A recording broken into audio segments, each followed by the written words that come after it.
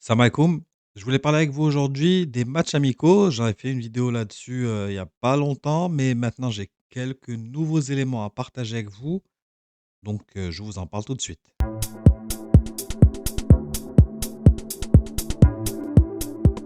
Bon, ça fait du bien de reparler un petit peu plus football parce que pour le moment au niveau de la CAF, c'est toujours calme. On attend des sanctions peut-être, enfin, l'annonce des sanctions d'ici demain, mais encore une fois rien de bien officiel. Tout ceci ne sont que des bruits de couloir. Moi, je préfère encore une fois attendre avant de donner n'importe quelle date concernant l'annonce. Mais en tout cas, revenons au football. 1 information, j'avais parlé de l'Autriche. L'Autriche qu'on aurait pu affronter, qui avait fait part de son intérêt, mais malheureusement, l'Autriche a déjà fixé 2 matchs amicaux face à des sélections africaines, à savoir la Tunisie et le Ghana. Donc déjà, pour nous, ça passe à la trappe parce qu'ils ont trouvé des adversaires pour justement se préparer pour la rencontre face à l'Algérie.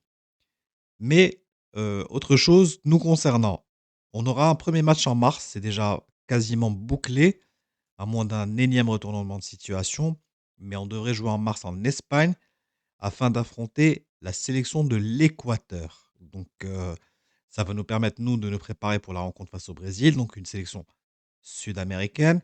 De même pour l'Équateur qui va pouvoir se préparer face à une sélection entre guillemets «africaine», à savoir elle qui va affronter la Côte d'Ivoire. Donc déjà, ce match devrait être, entre guillemets, «scellé» dans les prochaines heures, mais la Fédération marocaine de football, pour le moment, est tellement concentrée sur le dossier à défendre à la CAF, face à la Fédération sénégalaise de football, qu'elle n'a pas encore clairement communiqué dessus. Ensuite, pour la Norvège est toujours très intéressée. Elle a encore fait part de son intérêt, mais encore une fois, ça serait plutôt pour les dates de mai-juin. Donc pour le moment, à ce niveau-là, voilà, c'est encore, bloqué. Concernant le second match amical de mars, ça devrait être une sélection sud-américaine, à moins encore une fois d'un changement, mais on parlerait plutôt du Paraguay, qui a fait également part de son intérêt afin de nous affronter. Reste à savoir quel intérêt pour eux.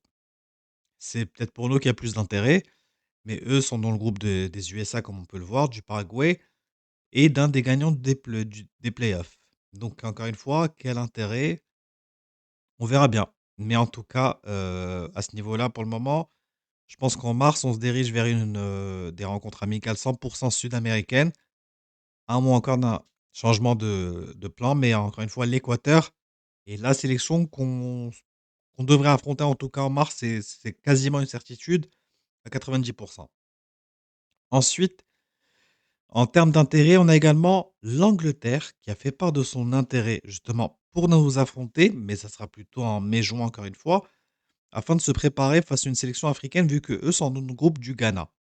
Cette rencontre devrait se dérouler en Europe et notamment, on parle d'Angleterre, peut-être même, de Wembley ou en Old Trafford, donc reste à savoir. Mais, c'est une rencontre encore une fois, et c'est encore une fois la sélection, anglaise qui a fait part de son intérêt. Encore une fois parce qu'elle est face au Ghana, mais également pour nous parce que c'est une rencontre intéressante vu qu'on est, dans le groupe avec l'Écosse. Donc, à peu près le même style de jeu. Donc ça sera vraiment intéressant de voir cette confrontation, mais, ça serait également une belle affiche, encore une fois, de prestige, juste avant d'aller en coupe du monde. Mais encore une fois, rien n'est scellé. C'est la fédération anglaise de football qui a fait part de son intérêt à ce niveau-là et entre guillemets, elle attend notre réponse. Concernant le second match amical, c'est encore en discussion. Ça peut être encore une fois une sélection sud-américaine, mais il y a également encore une fois des discussions très avancées avec le Panama. Donc ça aussi c'est des discussions qui sont en cours. Ça nous permettrait justement de nous préparer pour notre rencontre face à Haïti, mais encore une fois, reste à voir. Comme je l'ai dit, tout ceci pour le moment n'est que des discussions, à part pour l'Équateur où les discussions sont vraiment, très proches d'être bouclées, si ce n'est déjà bouclé, puisque comme j'ai dit, le match se jouera en Espagne. D'ailleurs, beaucoup se demandent pourquoi est-ce qu'on jouerait pas nos matchs au Maroc.